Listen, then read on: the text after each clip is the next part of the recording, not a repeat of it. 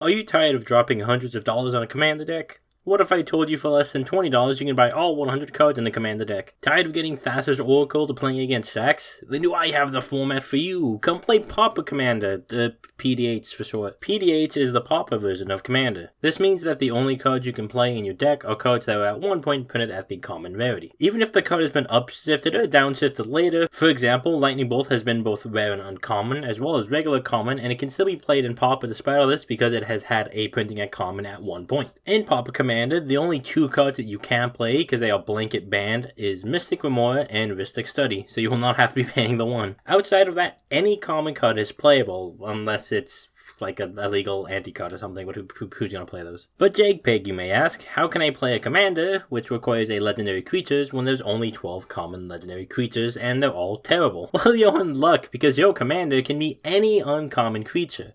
These creatures do not have to be legendary. So you can play something like Nimble Larcenist as a commander since it's an uncommon even though it's not legendary. There are uncommon legendary creatures you can play as commander, including the partner commanders from Commander Legends, or background commanders from Battles for Baldur's Gate. As long as it's an uncommon creature or background in the case of Baldur's Gate, you can use it as a commander, legendary or not. This does also come with some unique rulings, as there are some uncommon creatures with alternate costs and abilities like Adventure, Morph, and Evoke. You can cast these creatures with either of its cost. So for example, if a card has Morph, you can either cast it for its regular cost or its Morph cost. However, the commander text will always apply to both costs. For example, Ruthless Ripper can be cast for either 1 black mana or 3 mana to play its Morph cost to play it as a face-down 2/2 creature. If it dies, the commander tax of 2 extra mana will be applied to both costs, irregardless of what cost was paid the first time. This means that if it dies, it will cost 2 generic mana to cast and 1 black, or 5 generic mana to cast as a Morph. This applies to all alternative casting costs, such as Evoke or cards with Affinity. Adventure has its own unique rulings. There aren't too many commanders with Adventure that you can play, but the ones you do have a little uniqueness to them. The commander tax only applies when it's being cast from the command zone. This means if casting from exile after using its Adventure mode, it will not add to the commander tax, nor be affected by it, and only require its normal casting cost. The commander tax goes up for each time it's cast from the command zone,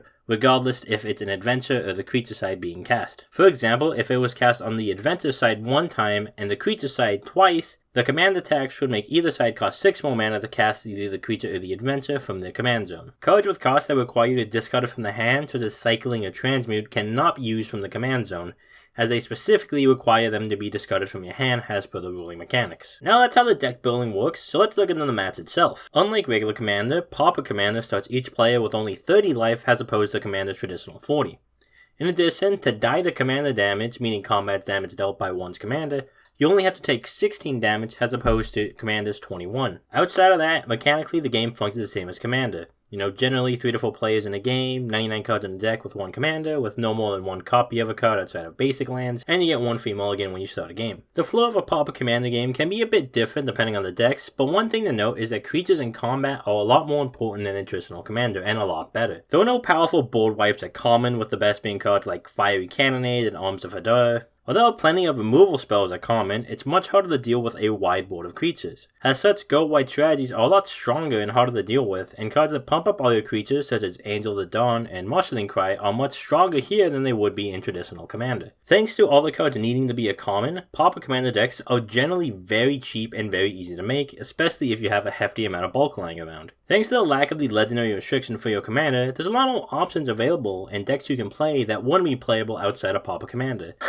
I built Esper Monarch Bird Initiative Tribal, and it's playable. How cool is that? There are many decks that can be built due to how big the pool of playable commanders is. There's so many uncommons and a bunch of new uncommons get released every set. So much so, it can be even a bit daunting to even consider starting. There is a Pauper Commander deck compendium, which I'll include in the description below, which has a ton of user-submitted decks for all colors, to help find one you might enjoy. Or hey, go through some of your bulk and find an uncommon creature that might be fun to build around. Pauper Commander is an incredibly fun variant of Commander and one you should definitely check out. It's super cheap to build a deck for it, and you might just have cards lying around to build something for fun without even dropping a dime on it. So hey, why not give the format a try? I'm JPEG, thank you for watching, and I'll see you later.